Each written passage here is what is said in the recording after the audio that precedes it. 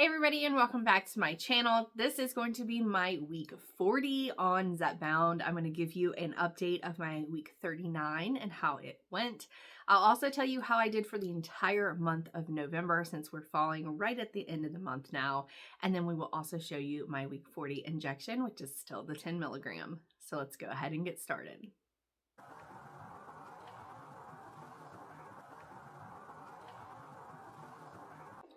First thing is first, happy Thanksgiving, everyone. I hope that everyone was able to enjoy themselves this Thanksgiving while also staying within kind of the eating range as you've been doing. Because if you're not, you're probably going to be a little bit miserable, but that's also probably not something new for a lot of people. I think that Thanksgiving is one of those holidays where people overindulge regularly, and kind of feeling bad is kind of expected. I will say that this is the very first year for my Thanksgiving that I just took a tiny little sample of each one of the little vegetables that we have out, along with the meat. I tried to eat obviously more meat than anything else.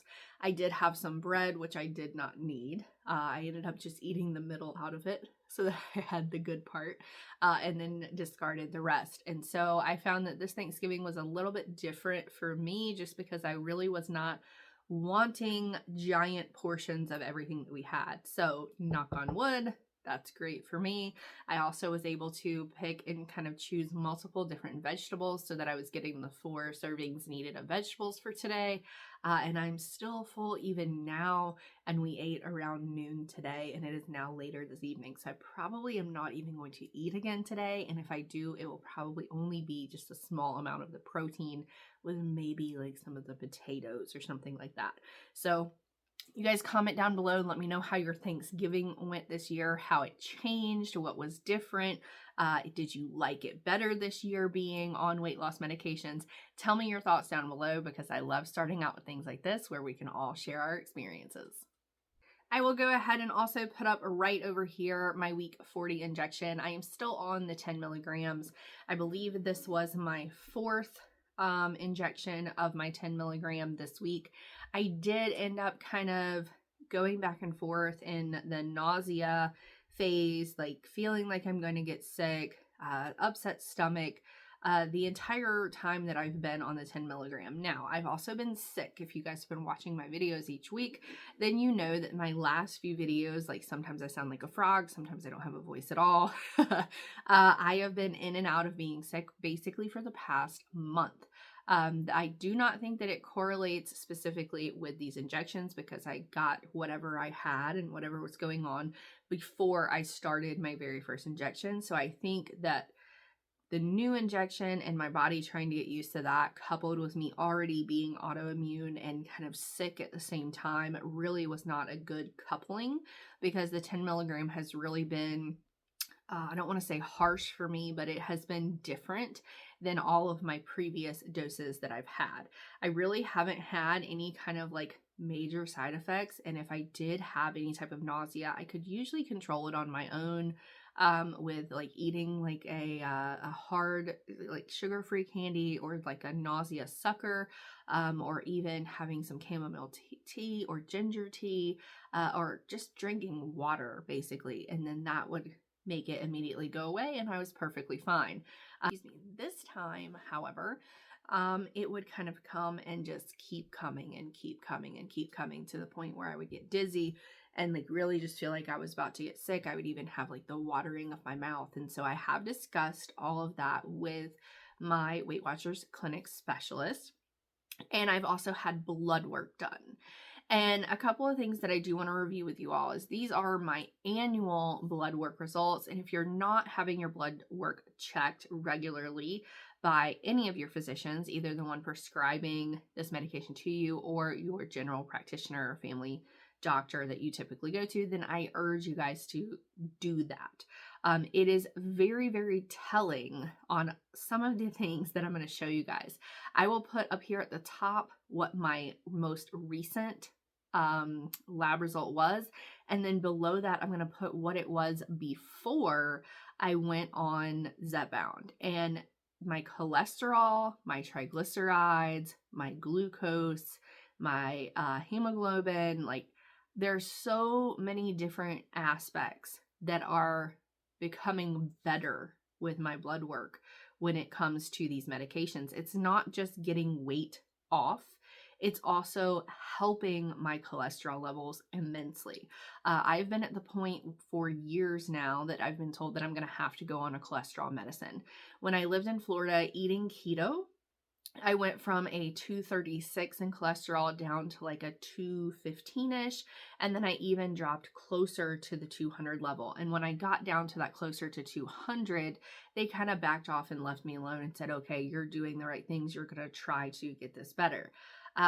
Continuing along those same lines and continuing to eat keto, it ended up just kind of reversing and coming right back again anyway. I've also seen my gynecologist in the past week, as well as my rheumatologist as well. I think I gave you guys an update on my rheumatologist, who kind of laughed and said that they've also been having every patient that comes in requesting to be on Zepbound and Mounjaro now as well. And they're cycling all of their patients through to the dietitians to try to get them access for that. My gynecologist has also started using Zepbound more for the treatment of PCOS, which is also something that I have had for a number of years. Since being on this medicine, my cycles have normalized. I don't have to go on any kind of hormone treatment anymore. We've done ultrasounds, like internal ultrasounds. We've done external ultrasounds. Everything looks completely normalized now. I don't have as much pain as I was having before, because we were thinking that I might also have endometriosis at the same time. Now, whether or not that's still going on, no one can really say, because most of the time you have to have like an exploratory surgery to be able to figure those types of things out. However, GYN, rheumatologist, super thrilled with how everything is looking.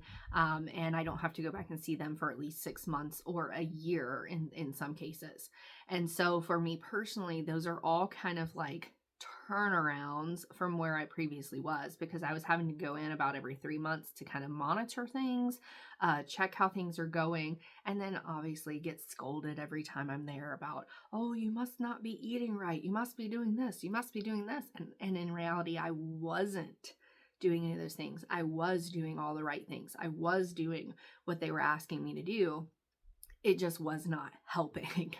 And so for the past week, on my week 39, I will tell you guys my result for week 39 is right here. So I lost 2.6 pounds in the past week. For the entire month of November, I had a net loss of 10 pounds.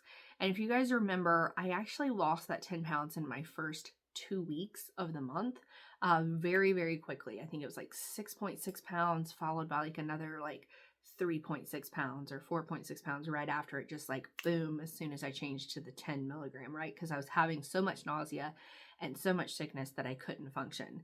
The week after that is when I took my Cosentyx injection, and I gained 6 pounds on my Cosentyx injection. Just boom, within the first 48 hours. Here's 6 pounds as a gift to you.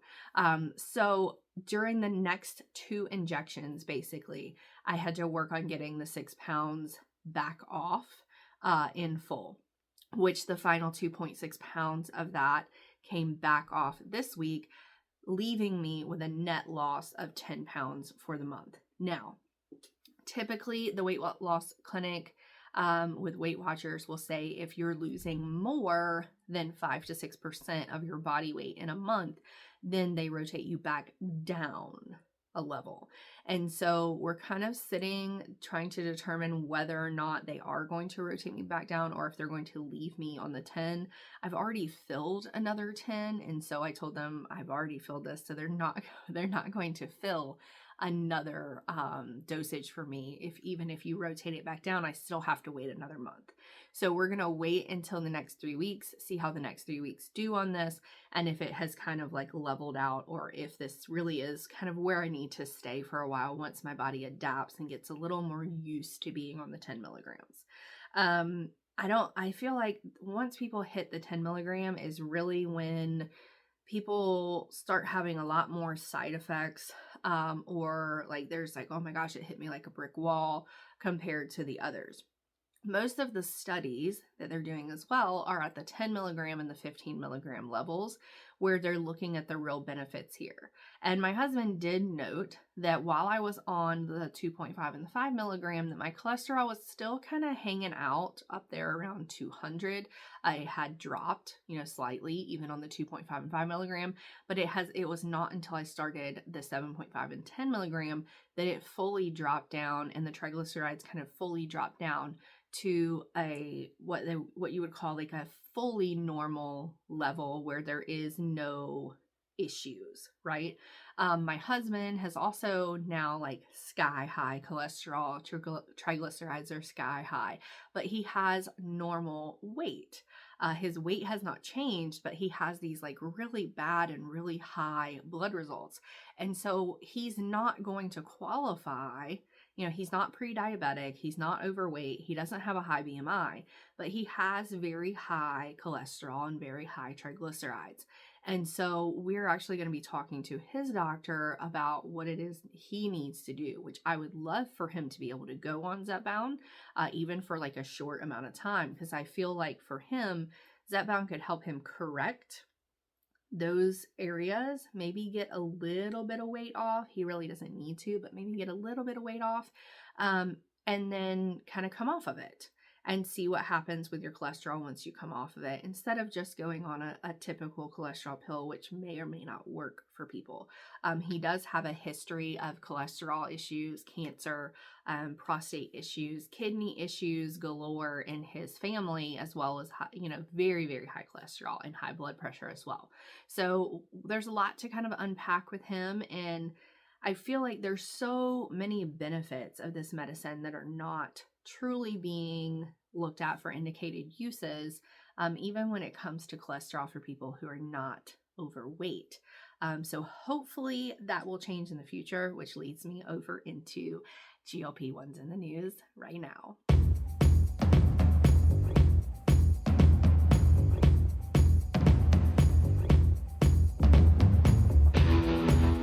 The very first thing that I'm going to go over for GLP-1s in the news is, of course, that Biden has addressed to Congress, and hopefully we'll see how it goes, I guess, covering weight loss drugs for both Medicare and Medicaid patients. I feel like this is kind of like his one last like hoorah, going out to try to get this coverage, when in reality, even if it were to pass, the new administration that's coming in could kind of try to like pull that back and revoke it, especially if they start showing like, no, this is costing us way too much money. Kind of like how they're claiming that fluoride in our water cost them $10 million per municipality. Therefore, they want to stop putting fluoride in the water because they don't want to pay $10 million per municipality to cover that for people.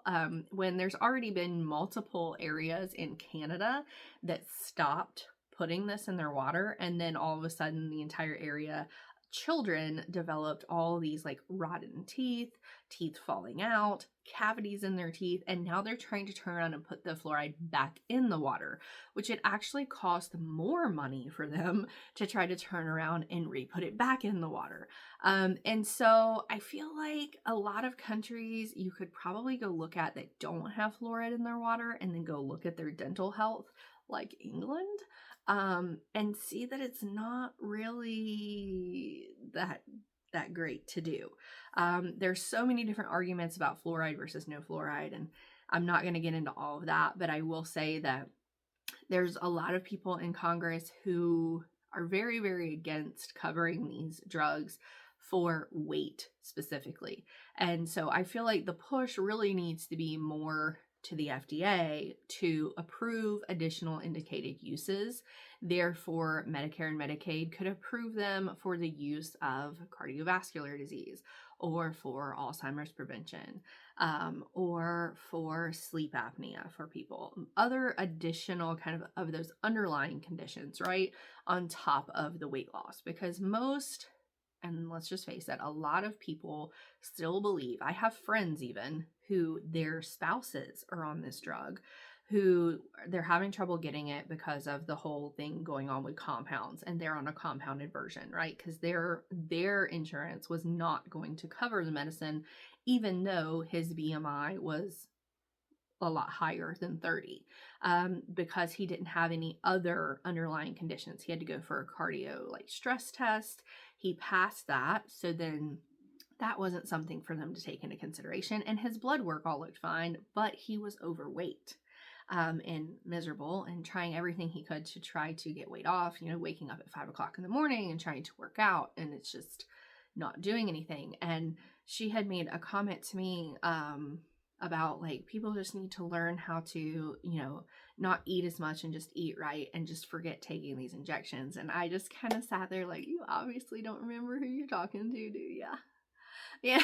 And so I just kind of let it go and didn't say anything else. But it's very, very evident to me that multiple people that I'm around really feel like this is just someone deciding to not eat more. And in reality, for me personally, now I have multiple different underlying conditions.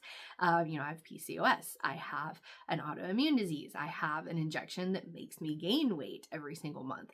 I have insulin resistance. I've previously been diagnosed with thyroid issues, which now that I'm on Zepbound, I suddenly don't have thyroid issues anymore, which is insane. But my thyroid actually looks better than it ever has before. But because I have all of these other underlying conditions, it did not matter how much I was eating or how little I was eating. I was still gaining weight. I would go days at a time and not eat, and I would still gain weight. I mean, it baffled my husband because he's like, I don't understand. I've not seen you eat for days. How are you gaining weight? This makes absolutely no sense. There's a lot of things biologically and on the cellular level going on with people that most Americans do not understand, nor will they ever be able to understand. And so I think that until there's more education out there on what makes obesity more of an actual disease of the body in general, not working properly biologically, then people are not going to like accept that someone needs medication just for being overweight. And so that I think is going to be a very big hurdle for Congress to kind of approve or not. I'm hoping that they do. I'm really, really hoping that the FDA comes out with additional indicated uses that will make it much easier for them to say, yes, okay, we will approve treatment for this or this or other things. Because I think a lot of our seniors probably do fall into that cardiovascular zone or the sleep apnea zone. I mean, I would love to know how many sleep apnea machines they're having to cover, plus the supplies for all of it and replacing all of it on a yearly basis. And if people no longer needed those machines because this drug actually helped with sleep apnea, would that be savings for them instead? So all thoughts here. I know that the Biden pushing this with Congress has kind of made their stock go back up. Previously, earlier this week, kind of like the announcement with RFK coming in also made all of the weight loss companies' stock drop. And so it's kind of this back and forth zone of nobody really knows what's going to be happening. And so I don't want to tell you all like, yes, this is going to be covered, or yes, this is going to be the new way. Just because we're going to have an entirely new administration coming in that's basically trying to do away with a lot of the kind of moving pieces of government. Not saying that they, are going to actually be successful at that, because, you have a lot of people who are not qualified whatsoever for the positions that they are being appointed into.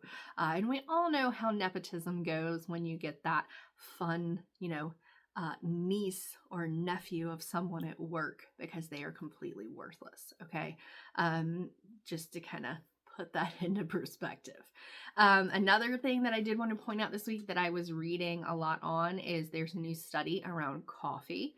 And I know that coffee has been one of those things that they've gone back and forth for years on whether or not you should drink coffee or you shouldn't drink coffee. Are there health benefits? Are there health implications to it? And so this new study basically is studying a very specific strand of bacterium that you as a coffee drinker would have in your gut microbiome. And I'm going to butcher it, but I'm going to try to pronounce it for you all. It is the Lactobacillus acsaccharlyticus. Yes. That is it. And I'll spell it over here for you guys. That is specifically what they're studying. It has absolutely nothing to do with caffeine, which I was a little surprised by. So whether you drink decaf coffee or caffeinated coffee, it does not matter either one. It is only kind of in abundance with people who are in fact drinking coffee. And this specific bacterium is very health beneficial to your gut microbiome. So now I'm probably going to go back into drinking coffee again because I went away from it a little bit during the keto phase because I had many of the keto gurus telling me how awful coffee was for your body in general, and then no one should drink coffee, and I had stopped for a while. So now I'm going to pick up my coffee again. Amgen also went over their weight loss. We talked about Maritide before in past videos. Amgen is the one who was creating kind of a timed release injection that you only have to take one each month. Their new study has shown that their patients are losing about 20% of their body weight in 1 year with no plateaus. And that means that their patients are continuing to lose even after the 52-week mark. And so I think a lot of people would really prefer to take a once a month injection instead of once a week injection, because I don't really know anyone's insurance that's going to like approve you changing doses, like 2 weeks into a 4-week box. They're going to make you finish the 4-week box or not take 2 weeks of it and then wait to get the new dosage if you're having to like rotate back down for some reason, which if you guys think about this, there's no other drug out there that I'm aware of that if a doctor is like, oh, wait, this is too much of a reaction for you, we're going to rotate back down, that the insurance is going to say, nope, sorry, we just filled that. We're not going to fill it again for like another week or two. Most of the time when there's a dosage change per a medical professional for a medical necessity or reason, then the insurance goes ahead and approves it, except with the weight loss medicines, which I think is absolutely insane.